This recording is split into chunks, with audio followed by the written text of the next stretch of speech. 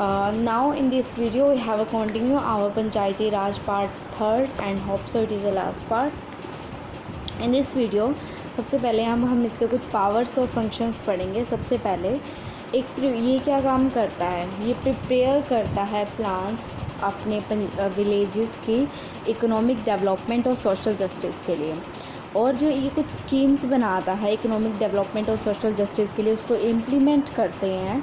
और उसके अंदर कुछ रिलेशंस जो 29 मैटर्स जो लिस्टेड किए गए हैं 11th शेड्यूल के अंदर, उन सब को भी जो 29 मैटर्स हैं उनको देखेंगे, उनको इम्प्लीमेंट करने अपनी स्कीम्स के अंदर इम्प्लीमेंट करने की कोशिश करते हैं. ठीक है. फिर आता है जो कुछ कुछ है सेंटर सेक्टर स्कीम्स है, कुछ सेंटर स्पॉन्सर्ड स्कीम है. Hope if I have a time then I have made a video on that topics. Okay.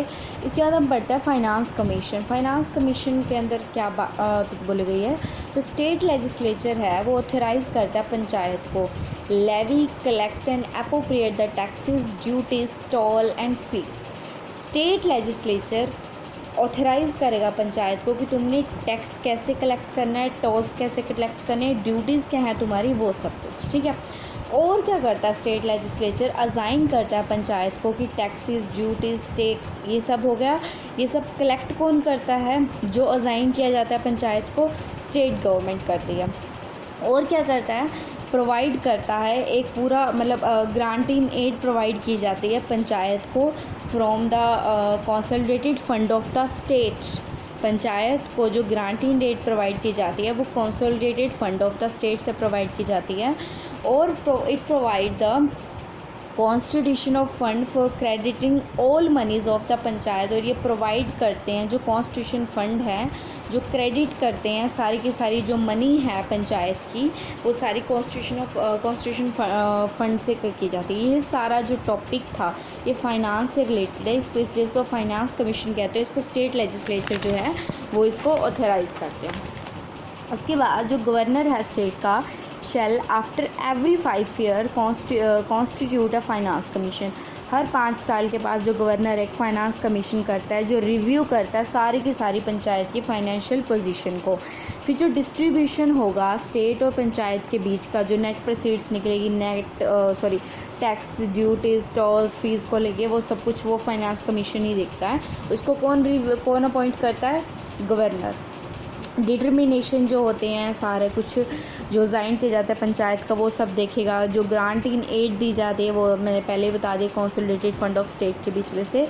और जो सारे मेंबर्स की क्वालिफ़िकेशंस किस मेंबर में सिलेक्ट होंगे वो सारा कुछ स्टेट लेजिस्लेचर देखेगा.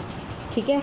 और जो गवर्नर है वो कुछ रिकमेंडेशन देगा कमीशन को अलोंग विद द कुछ एक्शंस, जैसे कि जो वो स्टेट लेजिस्लेचर के सामने ले सकते हैं. जो कमिश्नर को जो कुछ रिकमेंडेशन देनी हो तो फिर वो गवर्नर देगा.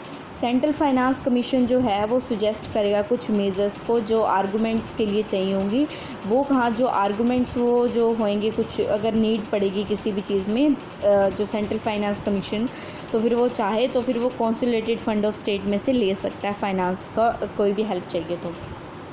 फिर आता है टॉपिक ऑडिट ऑफ अकाउंट्स का. ये बोलता है स्टेट लेजिस्लेचर जो है कुछ प्रोविजंस बनाता है मेंटेन करना अकाउंट्स को by the panchayat and the auditing of such accounts.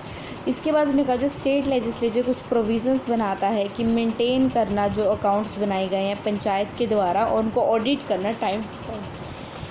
बाकी सारा काम जो स्टेट लेजिस्लेचर करता है सिर्फ अपॉइंटमेंट्स कुछ को छोड़ के. ठीक है. एप्लीकेशंस ऑफ यूटी तो वैसे भी प्रेसिडेंट ही जो डायरेक्ट करेगा किस अकॉर्डिंग होगा सब कुछ प्रेसिडेंट मॉडिफिकेशन स्पेसिफाई करता है. उसके बाद कुछ स्टेट के अंदर कुछ एग्जम्पशंस हैं स्टेट और एरिया से, जम्मू एंड कश्मीर, नागालैंड, मेघालय एंड मिज़ोरम. और इनके अंदर ये कुछ शेड्यूल एरिया और ट्राइबल एरिया स्टेट्स के अंदर है, वहाँ पे भी ये जो प्रोविजंस हैं ये एग्जम्प्टेड हैं. The hill area of Manipur for which a district council exist, जहाँ पर एक डिस्ट्रिक्ट काउंसिल एग्जिस्ट करती है. और Darjeeling district of west Bengal for which Darjeeling Gorkha hill council, Darjeeling district के अंदर Darjeeling Gorkha hill council exist करती है।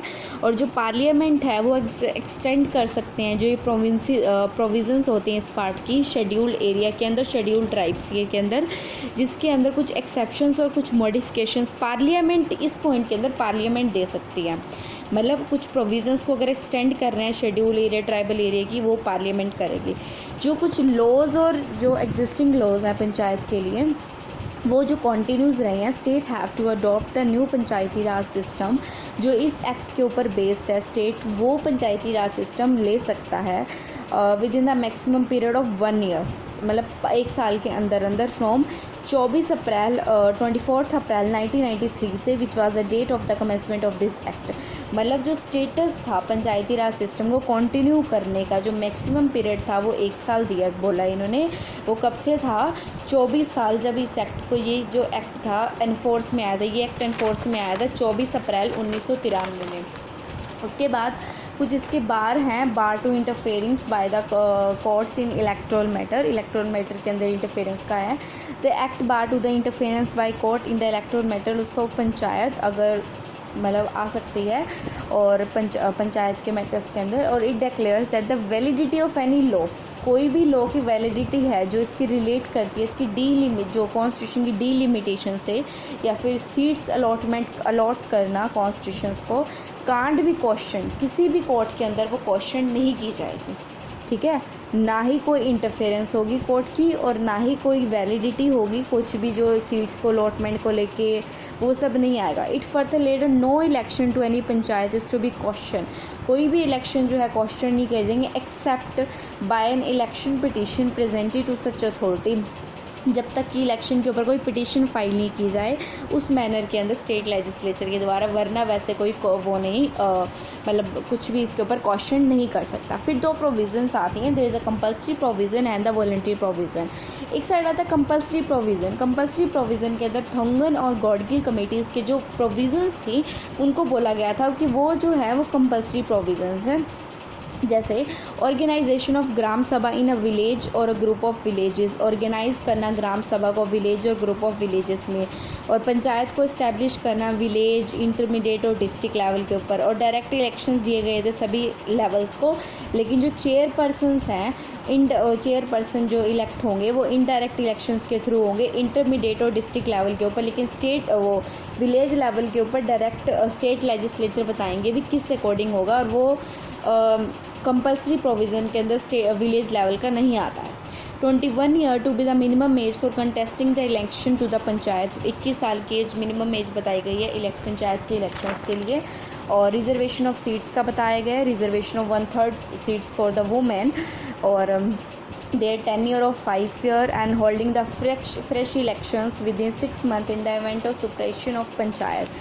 Establishment of a state election commission for conducting the elections to the panchayat, जो स्टेट इलेक्शन कमीशन है उसको इस्टेब्लिश करना, जो इलेक्शंस हैं उनको कंडक्ट करना, मतलब पंचायत के इलेक्शंस को कंडक्ट करना। कॉन्स्टिट्यूशन ऑफ स्टेट फाइनेंस, मतलब स्टेट फाइनेंस कमीशन को कॉन्स्टिट्यूट करना हर 5 साल के बाद। और फाइनेंशियल पोजीशन जो ये कमिश्नर होते हैं वो रिव्यू करते हैं फाइनेंशियल पोजीशंस को। उसके बाद आते हैं कुछ वॉलंटरी प्रोविजंस जो कहती हैं कि कुछ giving the representations to the member of the parliament, कुछ रिप्रेजेंटेशन देना जो हमारी इच्छा के ऊपर है, हम पार्लियामेंट दोनों हाउसेज या स्टेट लेजिस्लेचर के दोनों हाउसेज को देना चाहते हैं या नहीं चाहते, एट ए डिफरेंट लेवल जो हर किसी की विद इन देयर कॉन्स्टिट्यूशन।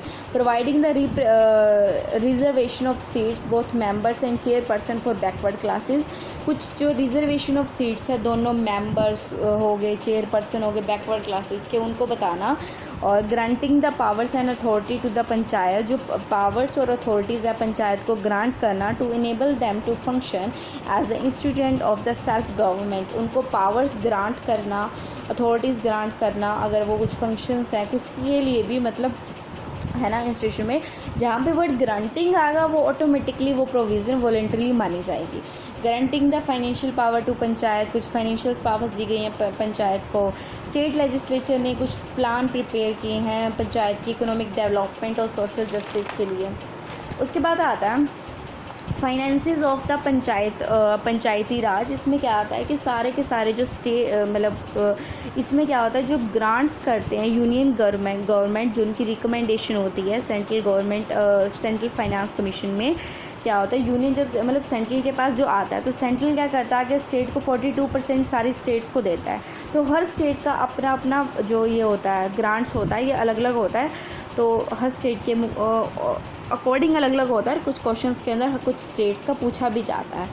और जैसे कि devolutions from the state government by state finance commission, जो स्टेट गवर्नमेंट के द्वारा जो स्टेट फाइनेंस कमीशन करता है स्टेट गवर्नमेंट के द्वारा डिवोल्यूशन, वो लोन ग्रांट कैसे किए जाएंगे स्टेट गवर्नमेंट को, वो चीज़ बताई जाती है। उनको दिए जाते हैं सेंट्रल स्पॉन्सर्ड स्कीम्स के अंडर दिए जाते हैं, उनके फाइनेंस असिस्टेंट दिया जाता है।